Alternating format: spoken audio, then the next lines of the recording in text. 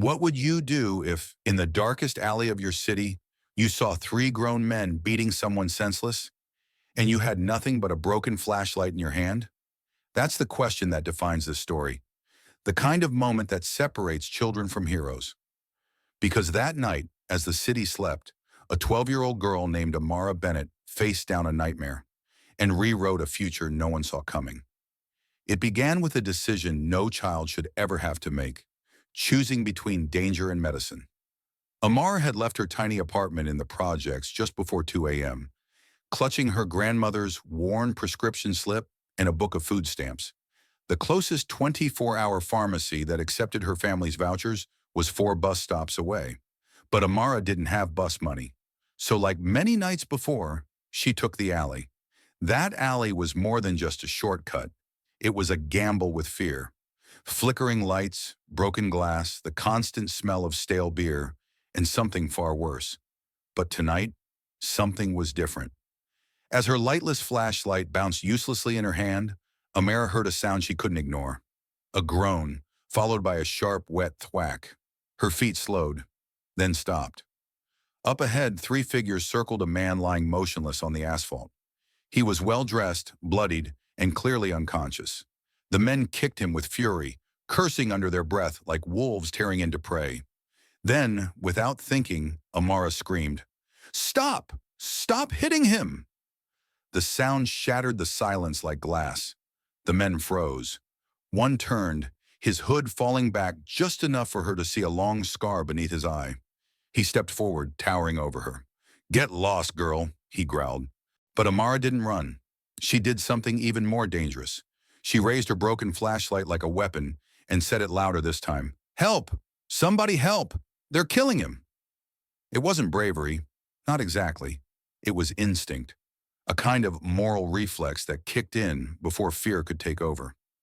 The man hesitated. Then the others joined him, eyes darting toward the windows above. Apartment lights were flicking on. People were waking. A siren howled faintly in the distance. The man spat on the ground. "Stupid kid," he muttered.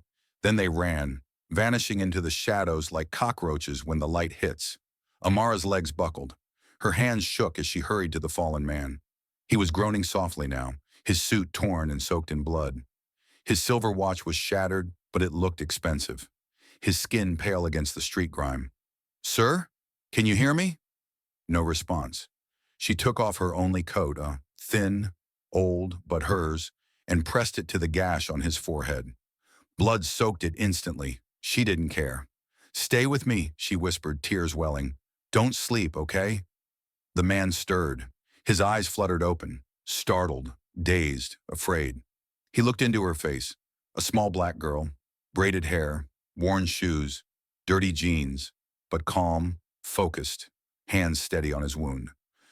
"Why, why are you helping me?" he murmured, voice trembling. Amara tilted her head. "Because my grandma always says, character is what you do when nobody's watching." His lip trembled. His hand gripped hers. "What's your name?" he whispered. "Amara? Amara Bennett." "And you, sir?" His voice broke as he said it. "Julian. Julian March." She blinked. The name rang a bell. But before she could process it, the sirens grew louder. 2 cop cars screeched to a halt. An ambulance followed. EMTs poured out. As they began to lift Julian onto a stretcher, he gripped Amara's hand with shocking strength. "Amara," he whispered again, his voice strained with urgency. She leaned closer. "I knew your mother." Amara froze. The words didn't make sense. And yet, somehow they did. She stared into his pale blue eyes, suddenly wide with something more than pain. Regret, maybe, or something heavier.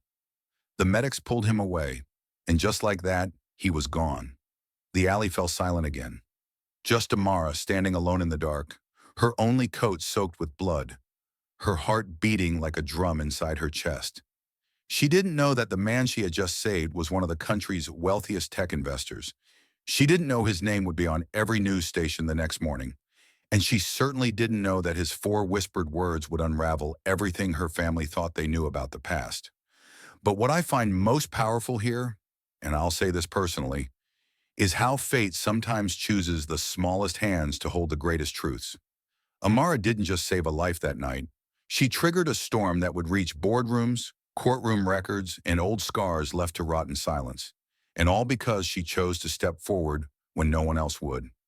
Let's continue the story in Chapter 2, where a mysterious envelope, an old betrayal, and a secret from 20 years ago begin to explode in full view of the world. What if the person you risked your life to save whispered something that shattered everything you thought you knew about your family? Amara Bennett hadn't slept well since that night. Not because of nightmares. Those were normal. It was something else. Something far heavier than fear. 4 words kept spinning in her mind like a broken record. I knew your mother. It wasn't just what Julian March said. It was how he said it. Like he was trying to confess something too painful to carry a second longer. Like it was more than coincidence. More than gratitude. It felt like history. Forgotten. Buried. Maybe even stolen. 3 days later, a knock echoed through the narrow hallway of their public housing apartment. A tall man in a dark blue trench coat, wearing shiny shoes and holding a sealed envelope, stood outside. His voice was calm, professional. Delivery for Miss Amara and Ms. Lena Bennett. Then he walked away without waiting for a response. Amara looked up at her mother, then back at the envelope. Something about it felt heavy even before they opened it. Inside was a handwritten note on thick paper, the kind rich people used for wedding invitations. It read, "With eternal gratitude, Julian March." Beneath it was a cashier's check for $75,000. Amara gasped. Her mother went pale. And at the very bottom of the envelope was a pristine business card with a short handwritten message in gold ink. For Amara and Lena, when you're ready. Amara stared at the check like it might vanish if she blinked. $75,000, she whispered. We could fix the plumbing, pay for Grand's medicine. You could quit your night job. But Lena didn't say anything. Her hands trembled as she sat down slowly. We can't accept this, she whispered. Why not? Amara asked, already knowing deep down it wasn't about the money. Because if he remembers me, it means he remembers why I was fired. And if he remembers that, then this check, this kindness, might just be guilt. Her voice was soft but strained, like a dam on the verge of collapse. That night, while Lena stood in the kitchen silently staring at the check, Amara made a decision. If her mother wouldn't talk about the past, she'd have to find it herself. She pulled on her sneakers, grabbed her backpack, and walked to the one place that had always held the answers, the West Ridge Public Library. She knew it closed at 10, but Ms. Fallon, the kind librarian with silver hair and a soft spot for Amara, let her in. Doing homework again? She asked. Sort of, Amara replied. It's for a school project. I'm researching March Tech Global and someone named Julian March. Ms. Fallon didn't ask questions. She simply opened the archive terminal and showed her how to dig. Amara read until her eyes blurred. She found article after article, headlines that hinted at scandal. Teen intern fired over missing files. March Tech denies allegations. Whistleblower alleges bias in firing practices. And then it appeared, an old black and white photo buried in a forgotten online newspaper. A 16-year-old black girl, visibly pregnant, being escorted out of a glass building in tears. Her name was printed clearly under the photo, Lena Bennett. Amara's heart stopped. This wasn't just a misunderstanding. Her mother had been publicly humiliated, accused of stealing something she didn't take. And now, 20 years later, the same man who'd watched it happen sent them money and a vague apology. The ride home felt surreal. Her backpack was full of printed articles, some already crinkled from her clenched fists. She walked slowly, deep in thought. She remembered every night her mother had come home exhausted, every time Lena avoided questions about the past, every quiet sigh when Amara asked why there were no pictures from back then. Now she understood. Her mother hadn't just lost a job. She had lost dignity, opportunity, and safety, all in one cruel afternoon. Across town, in a quiet hospital suite overlooking the city skyline, Julian March sat in a recliner with an IV drip in his arm. He stared at a paused frame on his laptop screen. The moment Amara stepped into the alley with a broken flashlight and fearless eyes. "She's just like her," he whispered. "Just like Lena." The door creaked open, and a woman in a white blazer entered. Delilah Voss, interim CEO of March Tech, walked in with the cold poise of someone used to holding power by the throat. "Julian," she said, voice low and smooth, "you should rest. Let us handle the press and PR." "I don't care about the press," he replied without looking up. "I want access to all internal records from the 2000 intern class, especially Lena Bennett." Delilah froze. The name hit like a slap. "Julian, there's no need to dig into ancient history," she said too quickly. But he turned toward her, his eyes sharper now. "I said I want every file, including the HR reports, no redactions." She gave a stiff nod, then turned to leave. But as she walked away, her perfect smile vanished. That name, Lena Bennett, the intern who almost exposed everything. Delilah remembered her well. Lena had been bright, honest, persistent, the worst kind of threat to a woman like her. Back then, Delilah had just started climbing the ladder at March Tech. She couldn't afford mistakes. When one of the partners was caught manipulating data, Lena started asking questions.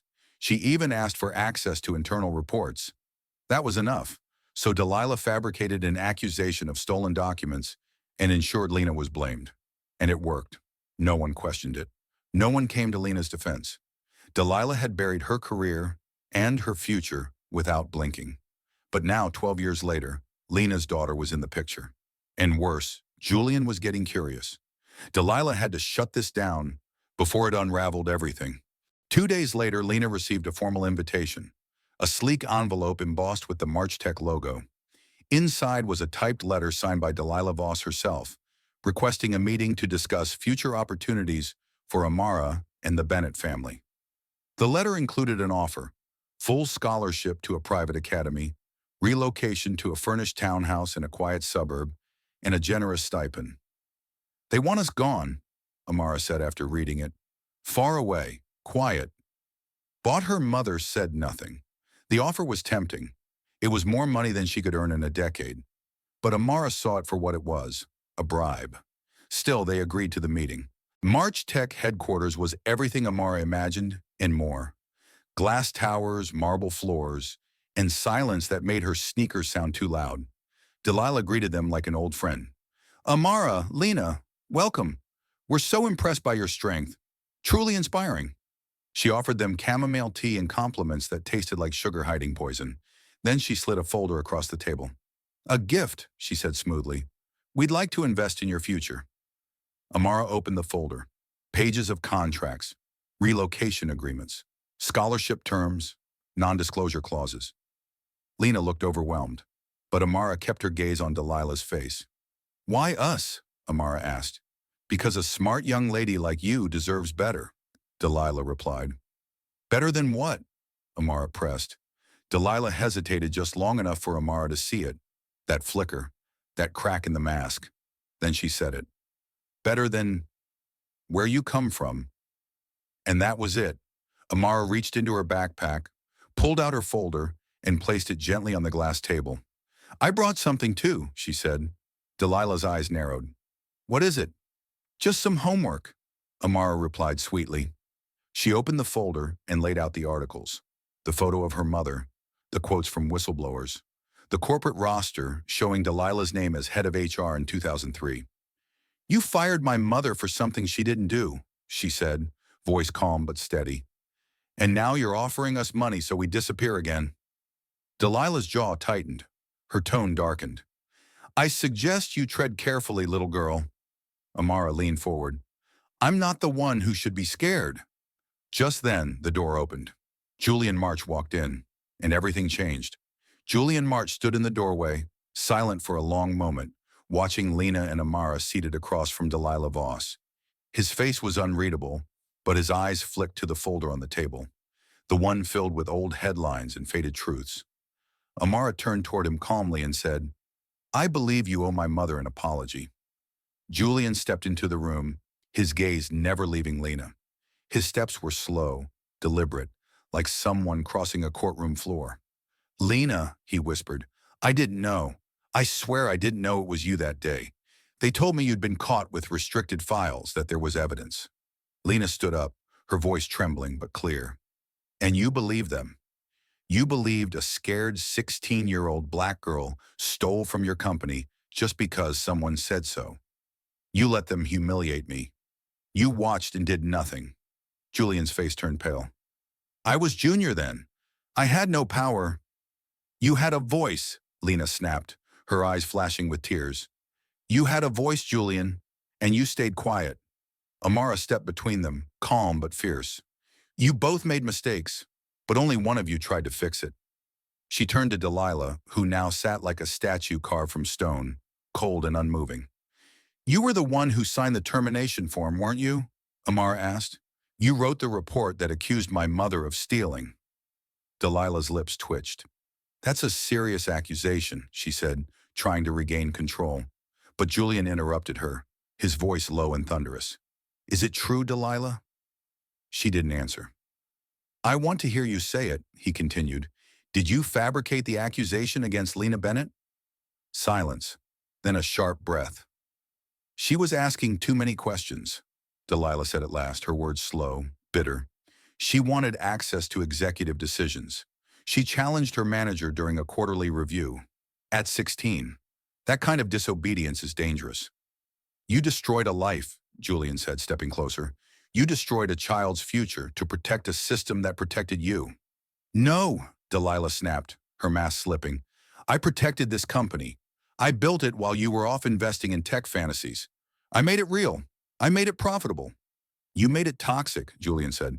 And today, that ends. He turned to the security team that had entered quietly after him. Escort Mrs. Voss out of the building. Effective immediately, she is terminated from March Tech Global, and a full investigation will be launched into every personnel decision made during her tenure. You can't do this, Delilah said, standing up fast, her eyes wild. I have contracts, stock options, non-disclosure agreements, which will be voided if proven to be built on discrimination and fraud, Julian replied coldly. Our legal team is reviewing everything. As the guards moved closer, Delilah glared at Amara. You think you've won? You think any of this makes you part of this world? You're still a little girl from the projects. They'll never let you sit at the table. Amara stood tall, chin raised.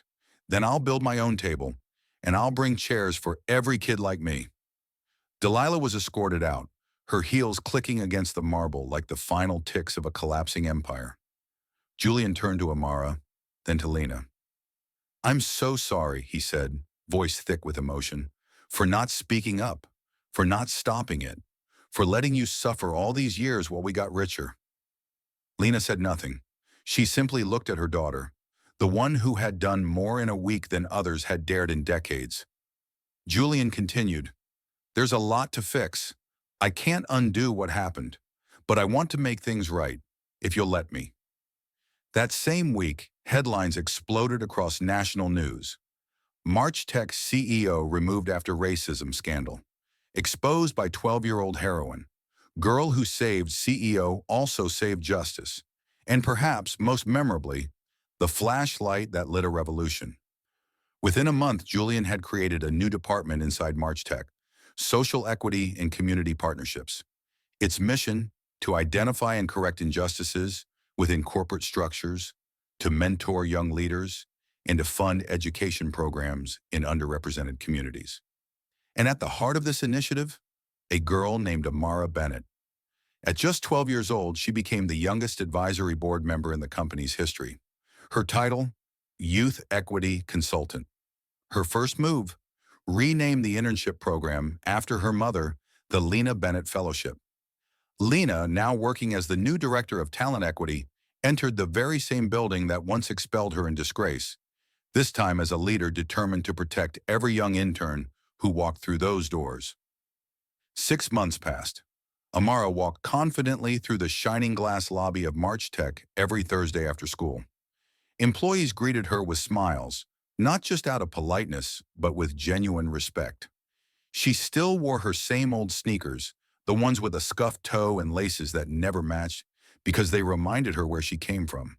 And she kept that flashlight, the broken one she used in the alley, on her desk. not as a symbol of fear, but of power, her power, the power of light in darkness. Reporters constantly tried to sensationalize her story. They wanted quotes like, "How did it feel to take down a CEO?" But Amara always smiled and said the same thing. "I didn't take anyone down, I just turned the lights on." People started calling it the Amara effect. Other companies scrambled to audit their hiring practices. Schools began teaching her story. And perhaps most importantly, thousands of kids from neighborhoods just like hers saw someone who looked like them change the world, with nothing but a voice, a flashlight, and a refusal to stay silent. But what I find most powerful, what moves me personally, is how Amara never let it get to her head. When a reporter asked if she saw herself becoming president one day, she laughed and said, "I just want to make sure my grandma never has to choose between buying food or insulin again." Simple, true, grounded. And as for Delilah Voss, her fall was swift and public. With every lawsuit that surfaced from other wrongfully terminated employees, her name became a symbol of everything the corporate world needed to unlearn. Her luxury apartment was sold to cover legal fees. No reputable company would hire her. Eventually, she ended up working at a call center, answering to people she used to ignore. Some say karma is slow, but when it comes, it often arrives holding receipts. Julian, for his part, never stopped thanking Amara. In one of their weekly meetings, he told her, "You didn't just save my life, Amara. You saved my soul, and this company's conscience." Amara smiled, leafing through an application for the next round of Lena Bennett Fellows. My grandma says, when you do the right thing, the universe listens. Sometimes it just takes a while for it to speak back. And maybe that's the lesson here. That real power doesn't lie in money or titles or glass buildings. It lies in truth, in courage, in broken flashlights held by tiny hands. Amara didn't fight with fists. She fought with questions. She fought with evidence. She fought with dignity. And in doing so, she didn't just bring down a corrupt executive. She brought up an entire generation. Today, when she walks through March Tech headquarters, she's not just the girl from the alley anymore. She's the blueprint, the proof that justice doesn't always wear suits and robes. Sometimes it wears hand-me-downs and carries library printouts in a worn-out backpack. So if you ever wonder whether one voice matters, whether a kid from the wrong side of the tracks can rewrite history, just remember Amara Bennett. And remember what she whispered to a group of interns last fall as they stared wide-eyed at her story. The best revenge isn't taking someone down.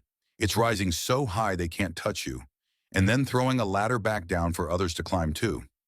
If this story touched your heart, don't forget to like, share, and subscribe to this channel, because